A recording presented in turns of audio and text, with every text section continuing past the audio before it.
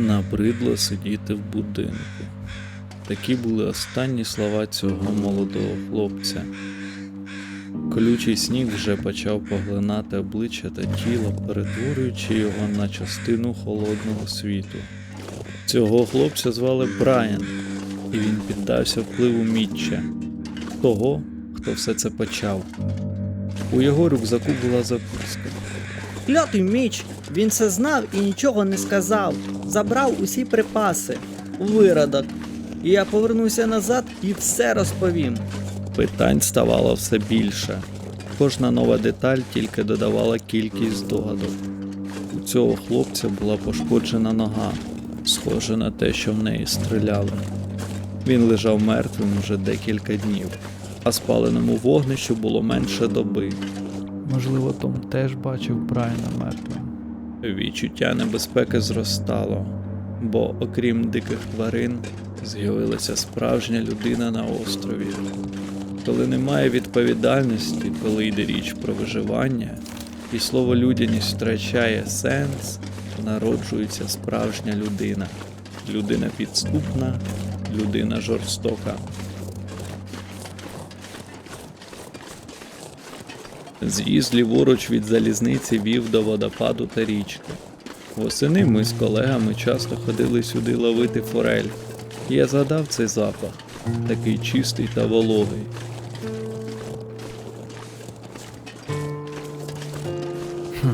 Здається, десь тут повинен бути перехід. Маленькі краплинки від водопаду торкалися мого обличчя, лагідно поколюючи. Було приємно, але ставало холодніше. Така плата зимового світу.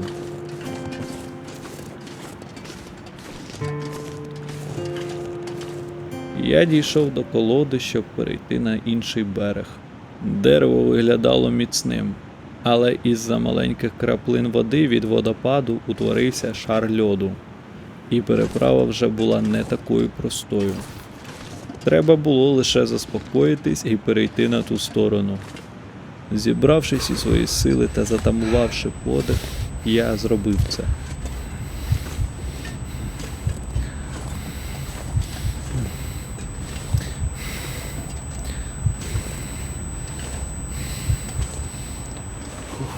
Пам'ятаю, як під час хуртовини я чистив похідне взуття і доробив сталеві заклепки до підошви, попри те, що Міч критикував і висміював цю ідею. А говорив, буде волога заходити. Ні. Треба знайти та запитати тебе про Брайана. Де він зараз? І як його нога? Чому в нього стріляли? І хто стріляв?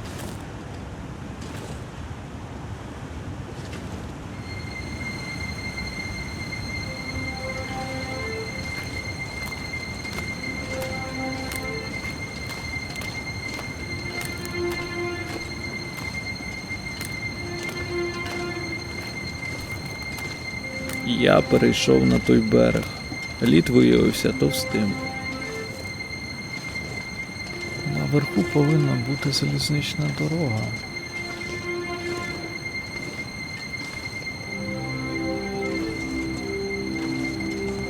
Піднявшись, я знову повернувся на залізничний шлях. Вдалині виднівся тунель. Нарешті, подумав я, було тихо та затишно в той момент.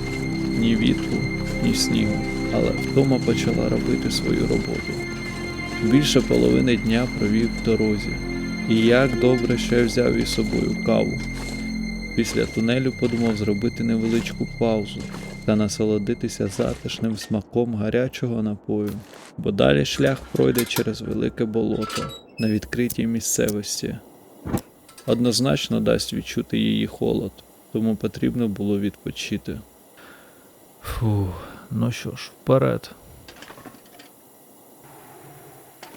В тунелі було спокійно, жодної небезпеки. Я швидко пройшов крізь нього. Мої ноги налилися свинцем, ступивши знову на сніг.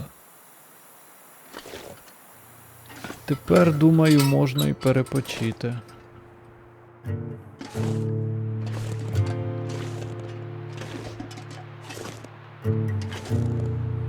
І я розклав багаття та прийнявся розігрівати їжу та каву.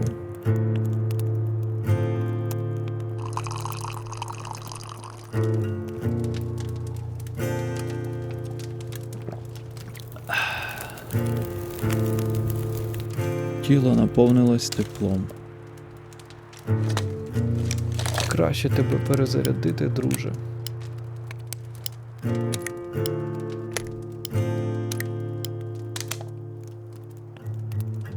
Вугілля гріли моє обличчя та руки. Щоки почали палати, а ніс почав шморгати.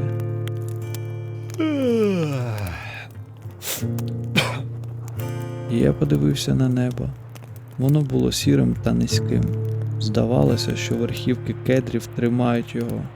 Сизий дим стовпом піднявся до неба, наче допомагав деревам підпирати його. Мої ноги знов відчули легкість, і я продовжив свій шлях.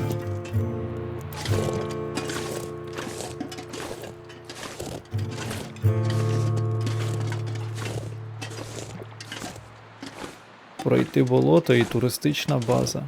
Надіюсь, до настання ночі туди доберуся. Можливо, я зустріну Тома?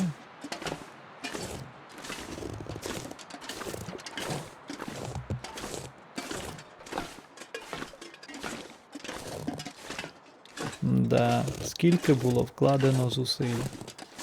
Тепер стоять вагони і нікому не потрібні. Захисники природи закидали б нас гнівними дописами, побачивши це. А чи захистила б їх природа, опинившись вони на моєму місці? І знову мою увагу привернули ворони. Мені закортіло дізнатися, що там. Я пішов через лід, і він почав тріскатись. Ледь не провалився. Серце застигло в той момент. Пройшло декілька секунд, щоб збагнути, як мені пощастило. Між кедрами лежала розірвана туша оленя. Великого оленя. Такий самець не дасть себе загризти вовкам. Рани були важкими та глибокими. Я тяжко проковтнув картину, яку намалював мій страх. Про хижака, який був двічі небезпечнішим, полювавши таку велику та прудку здобич. Значна частина залізничної колії разом із основою провалилася під воду. Все-таки болото було дуже небезпечне та нестабільне місце. Людина не може мати контроль над цим.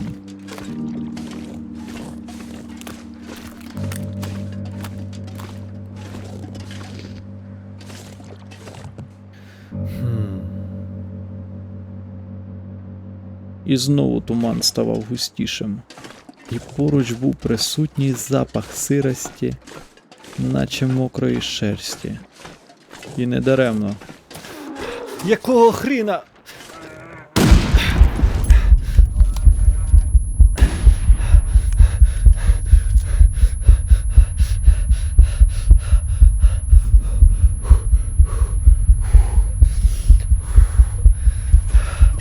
Це ж відмідь, зараза. Здавалося, що весь цей час ведмідь полював на мене. Де мій флаєр?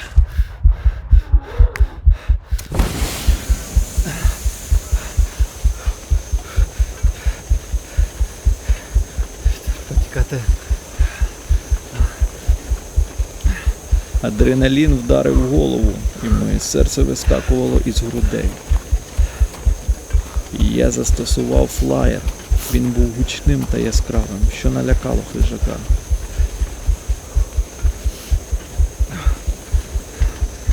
Мої ноги самі несли мене до наступного тунелю.